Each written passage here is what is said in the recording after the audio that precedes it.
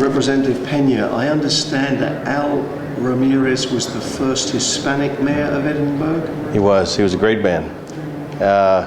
Al is somebody that the whole community loved and respected and was a mentor to me, and it's a great loss for the city. When was he mayor of Edinburg? He was mayor from 1963 to 1967. I think I was 4 years old, and he was looked up with great admiration, obviously from the Hispanic people in the community, who at that time, town was somewhat divided, with Hispanics living on one side and Anglos living on the other. And he was the bridge that brought the two communities together. And I understand you knew him, got to know him because of your father. Tell us about that connection. My father ran for office with him in 1962. And they were the first Hispanics to hold office in the city commission.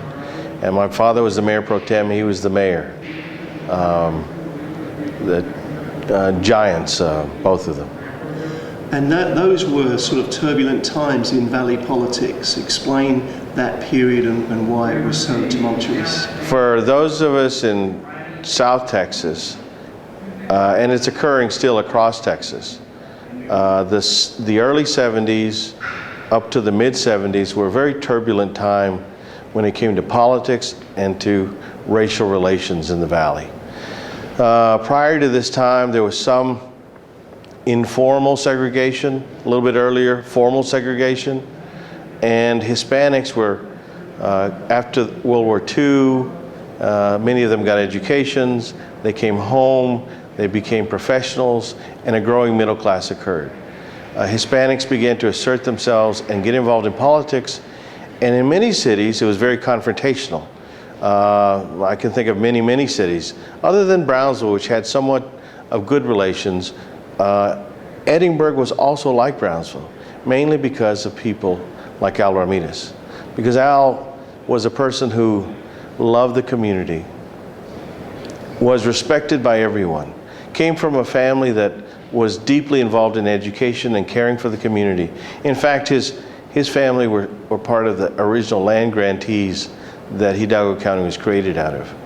And he brought both sides together. So if you look at Edinburg politics up until fairly recent times, we've had good relations between Anglos and Hispanics and other people, African Americans, and that's because of people like Al Ramirez. Up until the end of his life, he was, I last saw him at a cemetery, a black cemetery, when blacks were segregated away from the rest of the population. And here he was at the end of his life. He stayed home most of the time, but he would come out for this event every Juneteenth. And I saw him there religiously. I saw him at family reunions where we talked about history and politics and how the world had changed and where we had come from. But this was a giant of a man. It's a real sad loss for us. What do you think those special qualities were that he had to bring the community together? He loved the community. He loved people. He respected people. He thought that everybody had a story to tell, and every story needed to be learned. It didn't matter where you came from.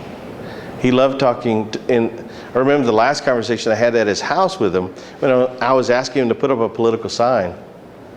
And he was talking about how expensive politics had gotten. I told him that the signs cost me, several thousands of dollars. And when he ran, he said he ran, I think it was for $5.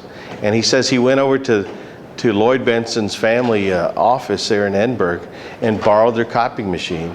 And it was the postage stamps that would cost him the $5. And he was amazed at how expensive things had gotten. He was also very saddened that politics have gotten so partisan and that people stopped caring about people and began to care more about themselves. He was a real mentor. And to the end of his life, he loved politics and he loved history. I bought several books from him that he wrote. And he wrote for the paper and other periodicals. He met weekly with a group of local historians over coffee for breakfast. They invited me, and on second thought, I regret not going, but I was here, and I had to work. Anything else you would like to say about him? I said this earlier, but The words that I tell you cannot communicate what a giant this man was. I can think of no other figure in my life, other than my father and mother, that have had such an impact. This is a man of pure decency. We don't see people like this in politics anymore. Like Lincoln, you know, people who care about others and not themselves, people who love history and love life. Al Ramirez was the person that made Edinburg a success today. You know, he desegregated swimming pools. You know, Hispanics wouldn't swim at the pool when Anglos swam there. He made Thursdays free so that poor kids could go.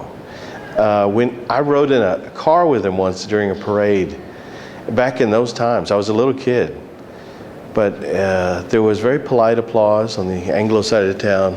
But when he crossed the railroad tracks, it was like the savior had come into town. And I guess that had an impact on me because, well, we need more people like Al Ramirez. We really do. The problems that we see in Washington, the problems we see in Austin, they would go away if we had people who just cared about their communities. And that's Al Ramirez, and I feel troubled that my words don't convey what a great man he was. I think they do. He was a good man. And all of Edinburg will be there. All of the community will be there. And anybody who respects the goodness in others will be there. Yeah.